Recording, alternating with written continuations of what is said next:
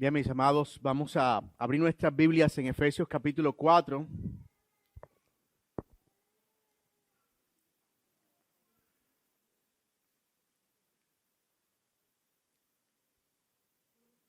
Efesios capítulo 4 y vamos a leer los versículos del 7 en adelante hasta el final del capítulo. Efesios capítulo 4, versículos del 7 en adelante. Y esto es la palabra del Señor.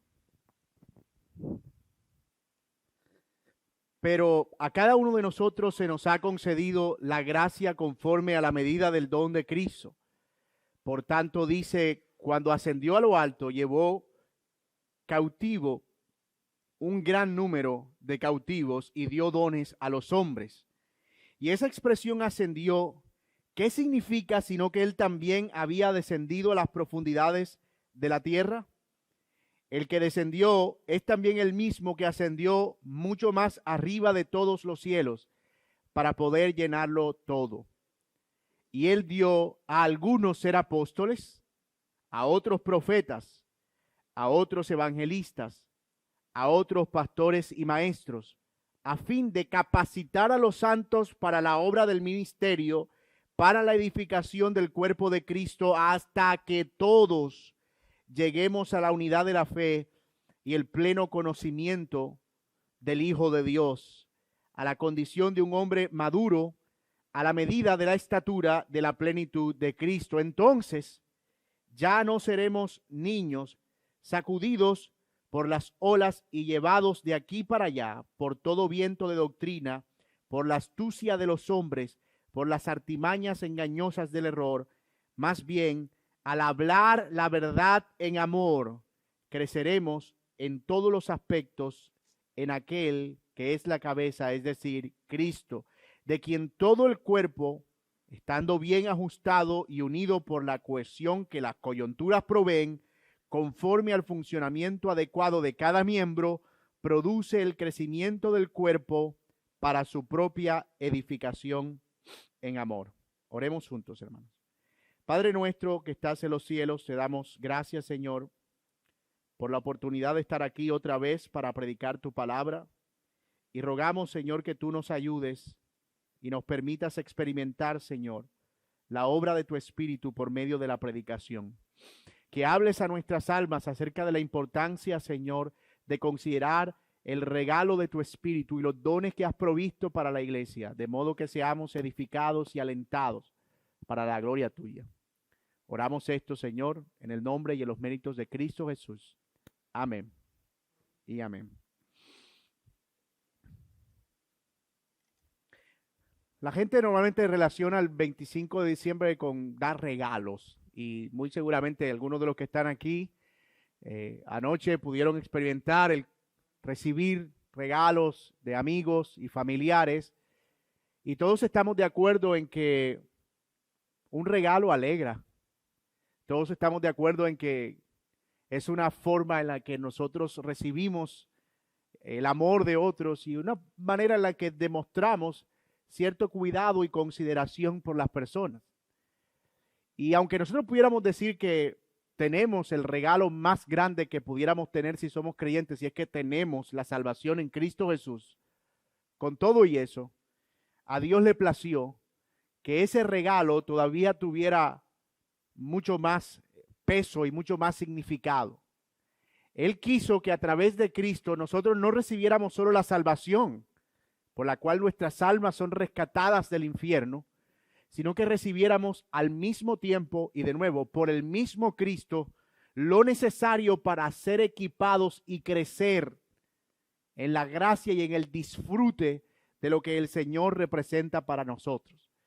Y de eso vamos a hablar en la mañana de hoy, de cómo este texto nos presenta a nosotros lo que Dios nos ha dado en Cristo Jesús como iglesia para que nosotros crezcamos a la estatura de Cristo y glorifiquemos así su nombre.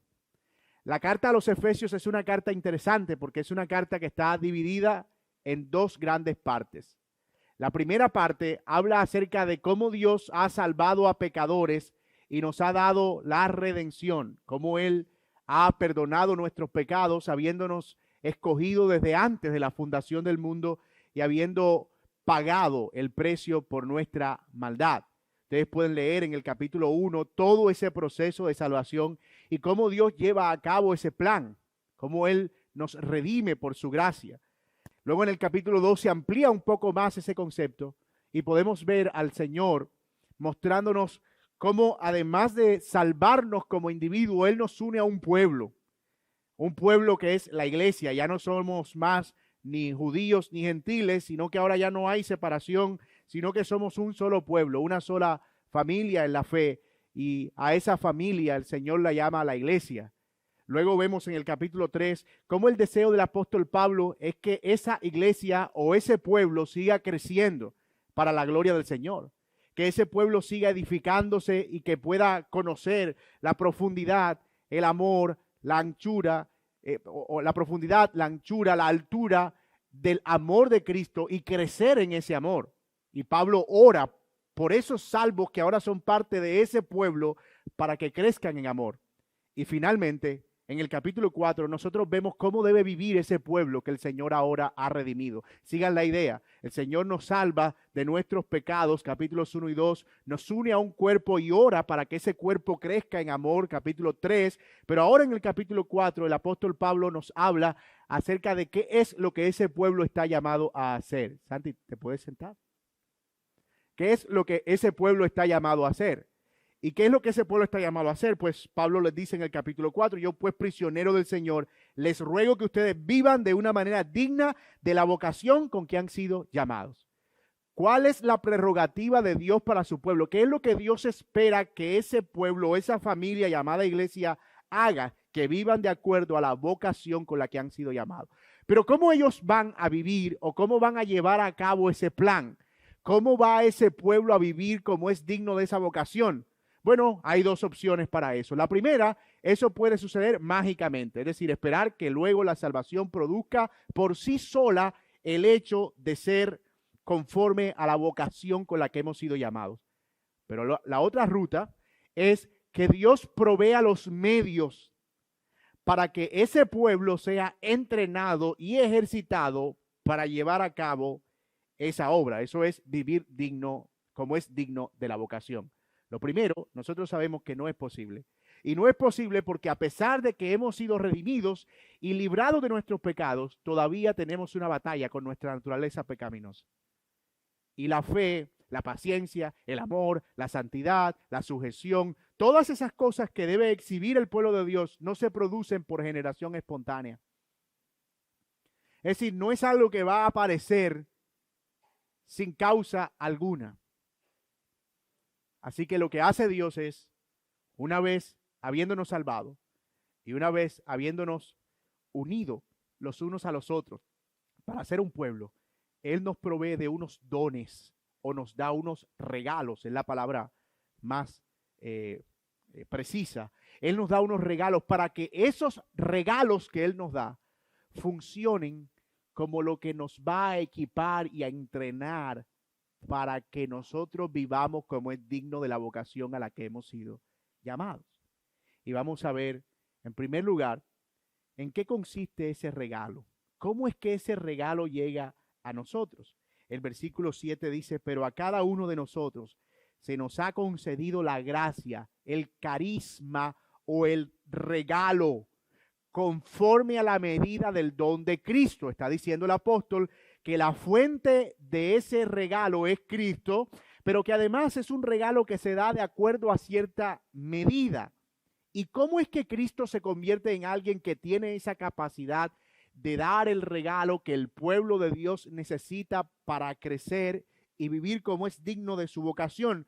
Bueno, el texto nos da más o menos una explicación a la luz de una analogía y dice, por tanto dice, cuando ascendió a lo alto, llevó cautivo un gran número de cautivos y dio dones a los hombres. Reina Valera dice, subiendo a lo alto, llevó cautiva la cautividad y dio dones a los hombres. Y luego lo explica. Y esa expresión ascendió, ¿qué significa? Sino que Él también ha descendido a las profundidades de la tierra. El que descendió es también el mismo que ascendió mucho más arriba de todos los cielos para poder llenarlo todo.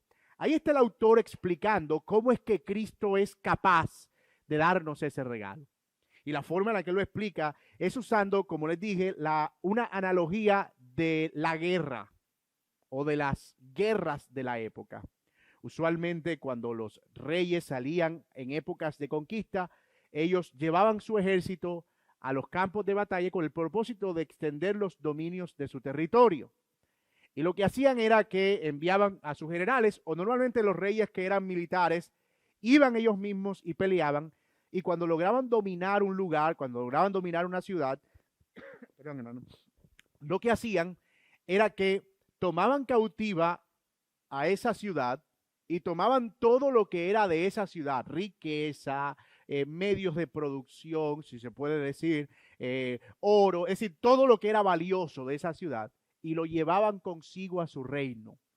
Usualmente cuando ese rey iba entrando había una gran marcha. No sé si ustedes recuerdan cuando David vence a Goliat y hay una marcha esperándolo al interior de la ciudad y diciendo: Saúl mató a sus miles, pero David a sus 10,000, y eso enardeció el corazón de Saúl. Pero era porque la gente estaba recibiendo a David como un rey, y como un rey que le había provisto una victoria mucho más gloriosa que la que le proveía Saúl. Bueno, eso era muy común en las guerras de la época. Entonces la idea que está en la mente del apóstol es: ese Cristo fue y peleó una batalla y venció a un enemigo.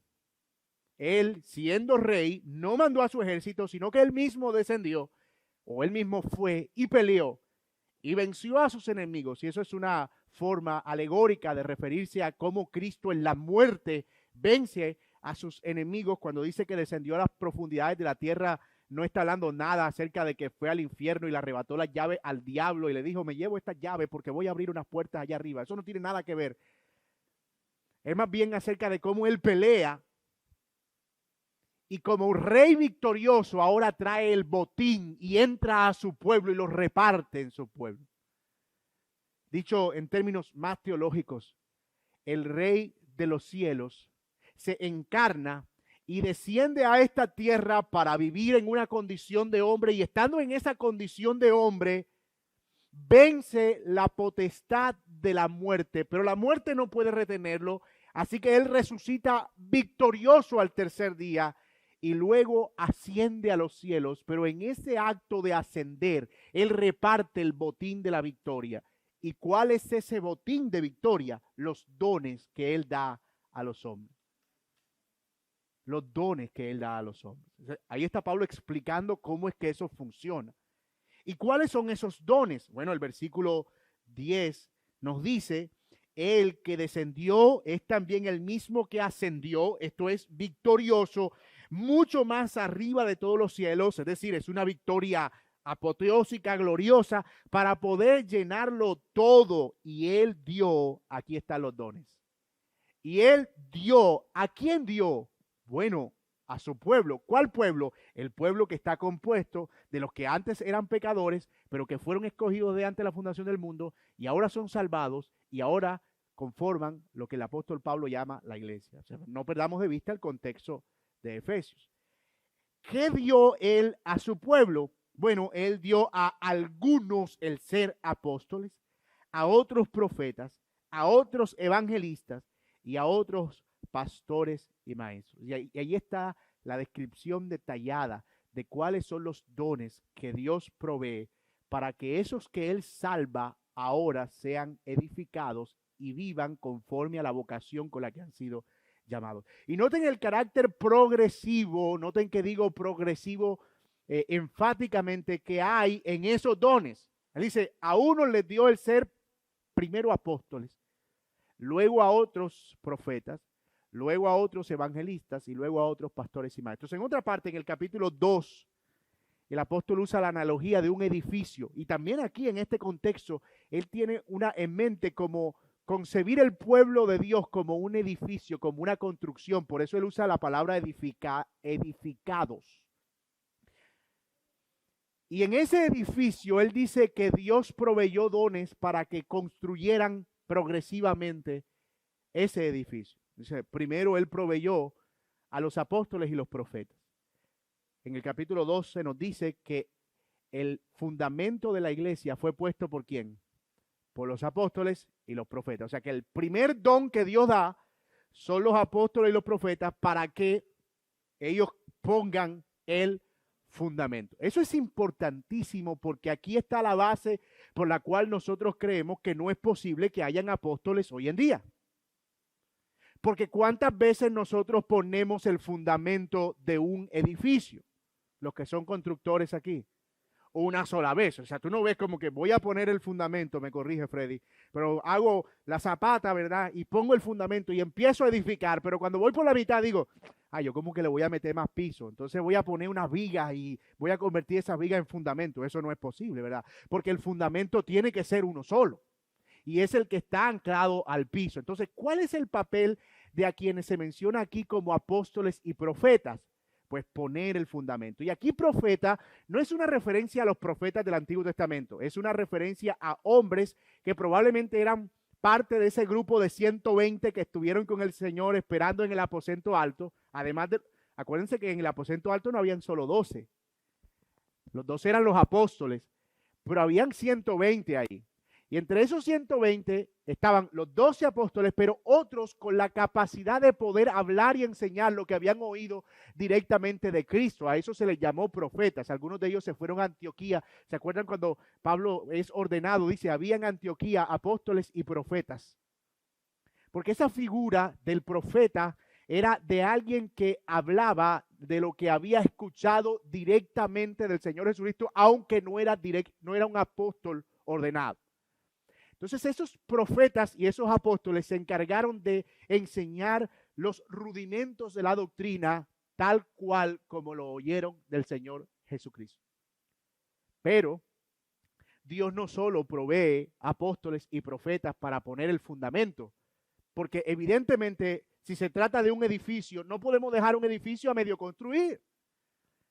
Así que en su sabiduría, el Señor provee otros dones, los evangelistas. ¿Y qué hacen los evangelistas? Bueno, como su nombre lo indica, evangelizar.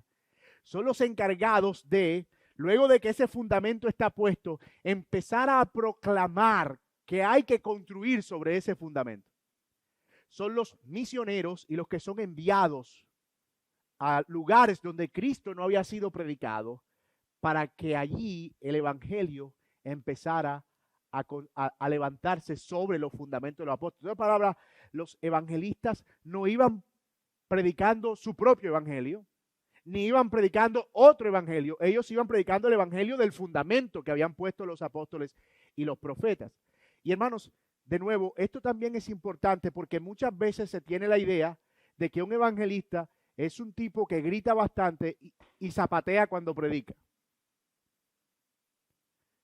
Yo recuerdo cuando yo estaba empezando en la fe, a mí un pastor me dijo, a mí me parece que tú eres como maestro porque tú hablas un poquito despacio.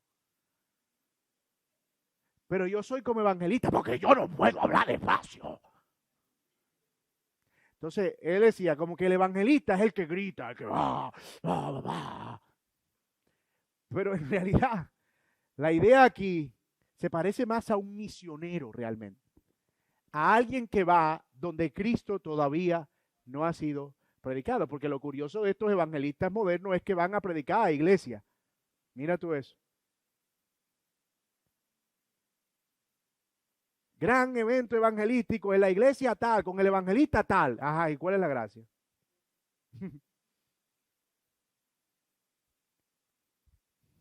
Pero, por la labor itinerante de los evangelistas, y eso tiene mucho sentido, los apóstoles no podían hacer ese trabajo porque ellos eran 12. Además se exponían, los mataban, ¿qué fue? Y ellos eran los que habían recibido directamente la enseñanza. En algún momento ellos dijeron, mira, ustedes dedíquense a orar y a enseñar. Nosotros nos dedicamos a llevar el mensaje. Necesitamos que ustedes estén vivos. Con todo y eso murieron todos martirizados, excepto el apóstol Juan. Entonces los evangelistas lo que hacían era ir y hacer ese trabajo de dar a conocer el evangelio. Algunos de ellos conocidos, Bernabé, por supuesto, que funcionó también como un misionero enviado, como una especie de apóstol también, Felipe, el evangelista, y muchos otros que predicaron el evangelio donde Cristo no había sido predicado. Pero de nuevo, su carácter o la característica de estos evangelistas es que eran itinerantes. Ellos no se quedaban en un mismo lugar. Ustedes pueden verlo Felipe en Samaria. Cuando Felipe va a Samaria, capítulo 8, él va y predica y la gente, wow, Dios mío, nosotros queremos eso, el Espíritu Santo confirmó. Y dice, espérense un momentico que yo todavía, yo voy a ir a Jerusalén y le digo allá que aquí hay un montón de gente con hambre y que necesitan el Espíritu Santo. Y él fue, le dijo, miren, yo fui allá, prediqué y la gente ya está vuelta loca. O sea, esto, mejor dicho, vayan y miren a ver qué hacen, pues yo voy para otro lado. Así que por la característica itinerante de estos misioneros y evangelistas, necesitábamos ahora de alguien que se quedara con ese edificio que está construyéndose o que pudiera continuar alrededor de lo que los apóstoles pusieron como fundamento y lo que ellos escucharon como la noticia del evangelio, que fue la que recibieron de los evangelistas. Ellos necesitaban a alguien que se quedara con ellos, ayudándoles a ver cómo esas verdades se aplicaban a cada área de sus vidas, cómo podían seguir creciendo allí en el contexto de una iglesia local. Entonces surge el otro regalo, o bueno, la otra faceta de ese regalo que Dios da, que son los pastores y maestros. Sobre esto debemos decir que pastores y maestros no son dos palabras ni dos ministerios separados. En el original, de hecho, la palabra es una sola, o da la idea de que es un solo rol, un pastor que es maestro. No son dos ministerios independientes, son pastores maestros. De hecho, no sé si su Reina y Valera lo hace que ustedes lo vean, yo creo que sí, pero ustedes pueden verlo de hecho en el uso de la gramática, que creo que es muy precisa en la traducción al español. Dice el versículo 11, y él dio a unos el ser apóstoles, coma, a otros profetas, coma, a otros evangelistas, coma, y no dice a otros pastores, coma, y a otros maestros. No, dice, y a otros pastores y maestros. Porque está en esa traducción que me parece precisa, englobando los dos oficios como un solo rol. Y esto también es importante porque usted sabe que yo sé que le estoy desbaratando aquí aquella idea de que se nos enseñó que los 5 ministerios, evangelista, el pastor, el maestro y el apóstol que los arropa a todos. ¿Se acuerdan? Yo sé que lo estoy dejando con la mano mocha, con 4 dedos, y que esto puede estar siendo terrible para usted. Y los que vieron Avatar aquí sabrán que estoy hablando de algo raro, ¿verdad? Pero hermanos, eso es lo que el texto dice. Además, porque tú no puedes ser un pastor si no tienes la capacidad de enseñar.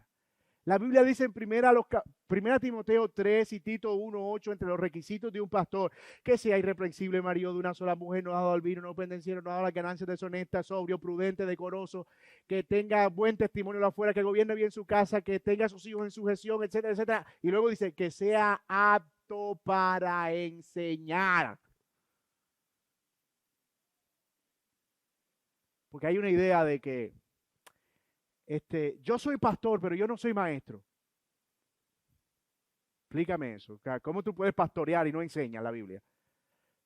Obviamente hay personas que tienen una capacidad de enseñar mucho más desarrollada, sin duda alguna. Pedro dice acerca de Pablo y las cosas que el hermano Pablo enseña, las cuales son difíciles de entender y que los indoctos tuercen para su propia perdición. Es decir, Pedro reconoce que Pablo era un hombre con una capacidad increíble, sobrenatural de enseñar la verdad, pero él no está diciendo que Pablo era un maestro, no un pastor, porque son dos cosas que están íntimamente ligadas. No se puede ser un pastor si no se es un maestro. ¿Y se puede ser un maestro si no es un pastor? Pues por supuesto, claro, puede ser allí es maestra de escuela dominical. Nosotros tenemos maestros de escuela dominical aquí entre nosotros y maestros que tienen la capacidad de enseñar, etcétera, etcétera. Y hay personas que pueden ejercer la enseñanza sin ser pastor, pero aquí a lo que se refiere como don es al don de ser pastor y maestro al mismo tiempo para esa iglesia. Ahora, volvamos a nuestra idea general. Tenemos, de acuerdo con Efesios, creyentes o hombres y mujeres que han sido rescatados y escogidos durante la fundación del mundo, perdonados completamente de sus pecados y ahora unidos a una iglesia. Pero ahora que son parte de ese pueblo, Dios les ha provisto de unos dones para que ellos continúen creciendo y desarrollándose de modo que vivan conforme a la vocación a la que ellos han sido llamados. Así que, hermanos, como lo vemos en este texto, los dones que Dios ha dado, o los ministerios, como los llamamos muchas veces, en este caso de enseñanza y pastoreo y de cuidado, son un regalo de Dios para la iglesia, ganado por la victoria del Señor Jesucristo en la cruz del Calvario y entregado luego de su resurrección y ascensión por medio de la obra del Espíritu Santo. Por eso usted ve que estas figuras no las teníamos en el Antiguo Testamento. Si había un profeta, alguien que hablaba en nombre de Dios de manera predictiva, exhortativa, pero no en el sentido de enseñar la verdad de Cristo, porque no había venido Cristo. No teníamos apóstoles en el Antiguo Testamento. Y no teníamos tampoco, en un sentido estricto, pastores y maestros que enseñaran el Evangelio, aunque había quienes leían e interpretaban las verdades de la ley, pero no quienes estaban enseñando e instruyendo al pueblo de Dios para que aplicara esas verdades en distintas áreas. Solamente lo que habían eran personas que leían la ley y trataban de que esa ley se cumpliera. Pero acá el Señor, ante la necesidad de que esa verdad se convirtiera en un medio para la edificación, provee personas con la capacidad de poder instruir y enseñar a fin de que los que se exponen a esa verdad sean o vivan conforme a lo que es digno de su vocación. ¿Me siguen hasta aquí? Perfecto. Ahora bien, ¿cuál es el resultado de eso? Ya vimos cómo es que es Cristo quien da los dones y ya vemos cuáles son los dones o los regalos que Él da. Pero ahora, ¿eso para qué sirve? ¿Qué es lo que se espera que esos regalos y esos dones produzcan en la vida del pueblo de Dios? Bueno, eso es lo que dice nuestro texto en el versículo 12. Me encanta cuando el mismo texto nos va predicando, ¿verdad? ¿A fin de qué? ¿O quiere que se lo diga en un lenguaje mucho más cariñoso? ¿A son de qué? Bueno, a son de qué, a son de que ellos puedan capacitar o a fin de que puedan capacitar a los santos para que ahora los santos hagan la obra del ministerio y ahora los santos se edifiquen como lo que son, un cuerpo en Cristo Jesús. ¿Y hasta cuándo va a hacer eso? ¿Por cuánto tiempo vamos a tener a esos dones entre nosotros? Hasta que todos lleguemos a la unidad de la fe. ¿Y qué más? Bueno, hasta que tengamos el pleno conocimiento del Hijo de Dios. ¿Y qué más? Hasta que seamos maduros a la medida y la estatura de la plenitud de Cristo. Ese es un texto bien claro. ¿Para qué Dios da entonces los dones a los hombres? Para que ellos enseñen a los creyentes y ellos se edifiquen mutuamente. Y aquí yo quiero enfatizar una verdad o una realidad práctica que se desprende de ese principio. Mis amados, las iglesias, el pueblo de Dios y particularmente las iglesias locales no existen para depender de lo que un hombre pueda proveer cada domingo. Dios no diseñó a la iglesia para que ella dependa estrictamente de lo que, del ministerio que puedan hacer para ella. Dios dio dones a la iglesia para que esos dones equipen a esa iglesia y esa iglesia haga la obra del ministerio. Usted puede ver eso.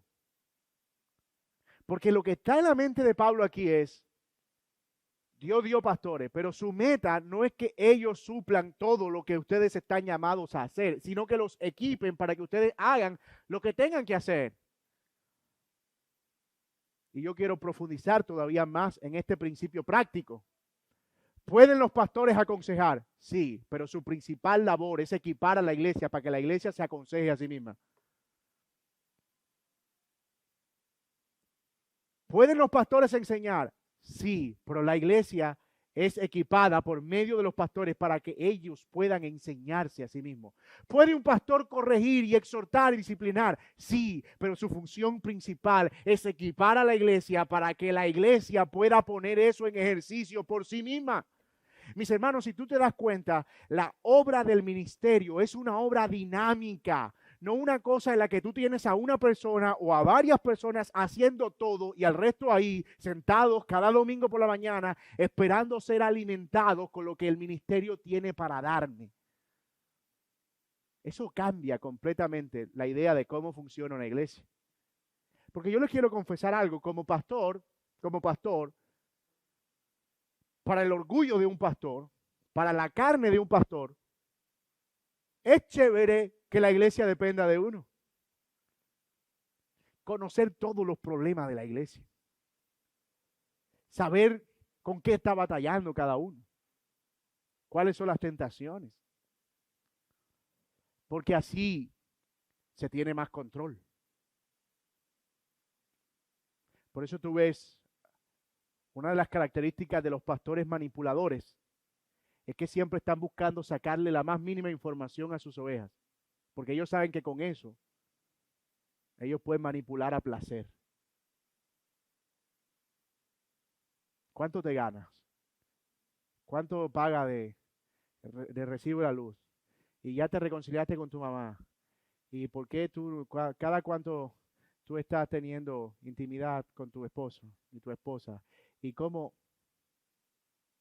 y como si entre más información tengo, más control tengo. Y obvio, en una relación de discipulado uno puede llegar a hacer preguntas de ese tipo, pero es que esa no es la meta de un pastor. ¿Cómo edifican entonces los pastores y los maestros a la iglesia? Pues por eso son pastores y maestros, enseñando fielmente la palabra de Dios. Esto que está pasando aquí hoy, domingo por la mañana, es exactamente lo que nosotros queremos que pase. La iglesia siendo equipada. Cuando yo voy a reunirme un domingo por la mañana, voy a adorar a Dios, a tener comunión con los hermanos, y oigan esto, y ojalá eso cambie nuestro lenguaje, y a ser equipado, entrenado, a ser estimulado para yo continuar haciendo la obra del ministerio. Yo no vengo aquí como a simplemente escuchar y recibir, y luego ¿qué? Y ese concepto, hermanos, lo acabo de mencionar hace un momento, pero quiero ser enfático en eso. Eso es revolucionario acerca de la iglesia. Cuando uno ve la iglesia en esa dinámica, eso trae gozo a nuestro corazón. Por eso tenemos grupos eco. Por eso queremos animar a los hermanos a que se discipulen unos a otros, a que rindan cuentas unos a otros, además porque es inviable. ¿Tú te imaginas si todo esto dependiera de un solo hombre y esta iglesia creciera lo suficiente y uno tuviera que atender 25 consejerías al día? ¿Cómo vive uno? Sería imposible, o sea, el ministerio sería inviable. Y quiero tomar aquí unas palabras del pastor Miguel en uno de sus sermones, bueno, en su único sermón que ha predicado en usted está escuchando el atrevimiento, que en uno de sus sermones, que predicó hace 2 domingos, ¿verdad?, con nosotros, que en cuanto a visitar, por ejemplo, si es que a mí la iglesia no me visitó, y a veces lo que está en la mente de la gente es que el pastor no fue, pero allá estuvieron los hermanos. Eso, o sea, significa que sí te visitaron. Lo que pasa es que en nuestro chip está la idea de que si no es el pastor, no sirve. Es que si no me llama el pastor, no puedo ser edificado. O si no me llama el líder, o si no me llama la persona que está involucrada, entonces yo no escucho, si no es el pastor, eso no está bien, hermano. Eso indica que hay algo que no está bien, que no está funcionando como debe funcionar. Y el texto sigue diciendo además que la meta final, ya vimos el porqué, pero ¿hacia dónde debe llevarnos eso? Versículo 14, entonces ya no seremos niños, sacudidos por las olas y llevados de aquí para allá por todo viento de doctrina y por la astucia de hombres y por las altimañas engañosas del error. Más bien, mírenlo aquí, al hablar la verdad en amor, ¿quiénes? Los unos con los otros. Ese texto es maravilloso. Hablar la verdad en amor. Porque finalmente de eso es de lo que se trata. Cuando no hay un equilibrio en eso, tú puedes ser alguien que hable la verdad, pero golpeas con ella. Y cuando solo tienes amor, tú eres alguien que todo está bien. ¿Cómo está? No, todo bien. No pasa nada. Porque no quiero evitar un problema. Puede haber un equilibrio. Hablar la verdad en amor. ¿Y qué sucede? Bueno, sucede que vamos a crecer en todos los aspectos en aquel que es la cabeza, es decir, Cristo, de quien todo el cuerpo, estando bien que ajustado y unido por la cohesión que las coyunturas proveen, conforme al funcionamiento adecuado de cada miembro, produce el crecimiento del cuerpo para su propia edificación en amor. ¿Lo está leyendo? Es como que la iglesia se convierte en algo autogestionable. Los que trabajan en empresas aquí más o menos saben a qué me refiero, que la meta y el sueño de todo empresario es que su empresa llegue a ser autogestionable, que pueda gestionar. Bueno, esto es lo mismo que sucede con la iglesia, que en la medida en que somos enseñados y entrenados en amor, la iglesia se vuelve autogestionable. Hermanos, yo sé que una de las cosas que uno como pastor más desea es envejecer y morir en la iglesia que uno pastorea. Pero sabemos que los planes del Señor pueden ir por otro lado, o que hoy estamos aquí y mañana no lo sabemos. Cuando hay una iglesia que está caminando en esta dinámica, bueno, muy probablemente tengan que llorar al pastor o a los pastores que ya no estén, pero ella va a seguir siendo la iglesia. Es más, Dios guarde si el pastor cae en pecado y falló. ¿Qué pasa si no hay una cultura de edificación mutua y si no hay esa autogestión espiritual para la edificación? Se va a acabar la iglesia. Porque estaba dependiendo de un solo hombre. Y una forma en la que ustedes pueden amar a sus líderes y a sus pastores es precisamente perseverando en esa verdad. Porque cuando yo empiezo a sentir y a saber y a entender que es suficiente para mí la comunidad de creyentes, yo estoy liberando, en cierta manera, en amor, el trabajo de los líderes. Pero si yo me vuelvo tan dependiente que es que si no me saludan, si el pastor no me saludó, yo sentí que no fui a la iglesia, eso es una carga muy difícil de llevar para un pastor. Muy difícil. Y allá, hermanos míos, es a donde nosotros debemos apuntar. Porque es esa relación la que produce el crecimiento del cuerpo para, no sé si ustedes subrayan sus Biblias, pero a mí esa frase para mí es la cereza del pastel, para su propia edificación en amor. Para su propia edificación en amor. Algunas palabras para cerrar. Debemos estar agradecidos por lo que el Señor ha hecho al salvarnos, pero también agradecidos por los dones que Él provee a la iglesia. Sin embargo, debemos ser intencionales en entender y en aplicar que el propósito de esos dones no es otro, sino la edificación de la iglesia para que la iglesia crezca por sí misma en amor. Esa es la idea que hemos abordado alrededor de este pasaje y que parece que es clara por parte de Pablo en este texto. Pero hermanos, nosotros necesitamos entender esto como Iglesia Bíblica Soberana Gracia. Porque ese es el verdadero crecimiento de la iglesia. No los números. Esa es la verdadera edificación de la iglesia.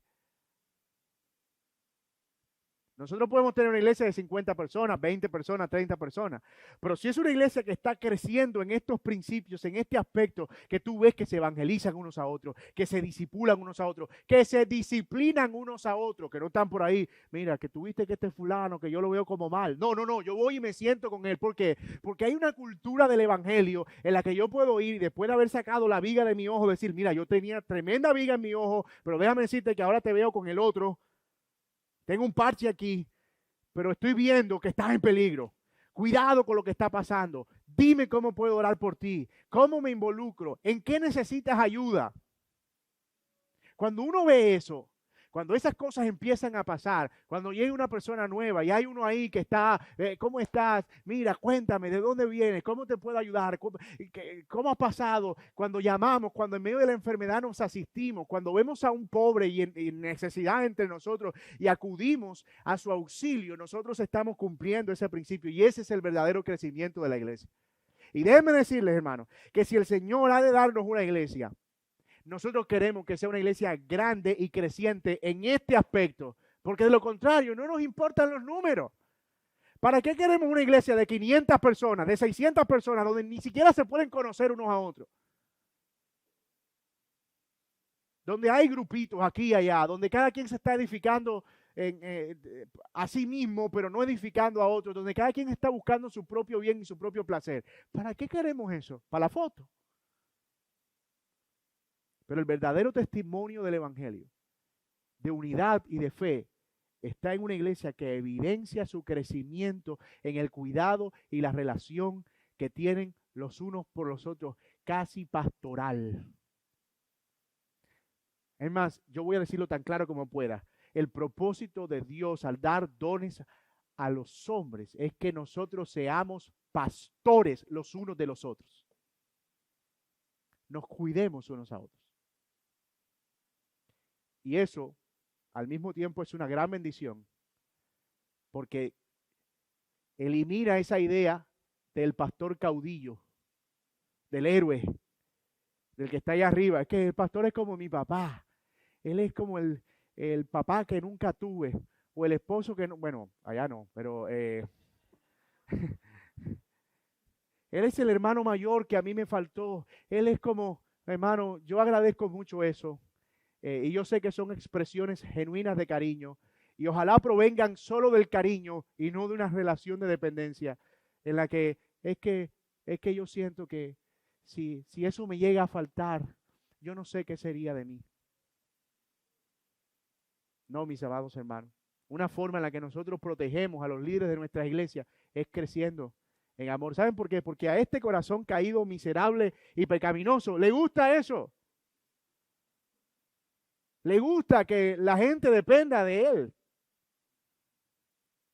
Le gusta que todo funcione con él. Yo le decía a mi esposa estos días que veía la foto de los grupos de los ecos, casi con lágrimas en los ojos, le decía, ¿saben por qué me da tanta emoción eso que estoy viendo? Porque Jacobi no está ahí. Porque esa gente se está amando, se están cuidando, se están protegiendo, están comiendo juntos, se están rindiendo cuenta. Yo no tengo ni idea de cómo está pasando eso, pero estoy seguro que es el Señor que lo está produciendo. Y yo no estoy ahí. Y gloria a Dios por eso, mis amados hermanos. Esa es la iglesia que nosotros queremos ver crecer en esta ciudad como un modelo para proclamar y hacer evidente la obra del Evangelio. Y finalmente, oremos por más pastores. Oremos por más hombres que puedan predicar la palabra de Dios fielmente, pero al mismo tiempo que puedan ser ese regalo para la iglesia, para la edificación. ¿Saben por qué? Porque un solo hombre no tiene todos los dones. Ni siquiera Superman. No, por eso existe la Liga de la Justicia.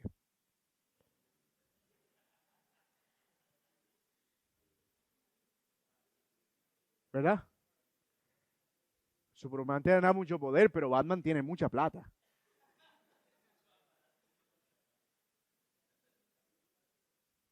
Sería arrogante pensar que esta iglesia no necesita otro pastor, porque es que pastor tiene todo. No.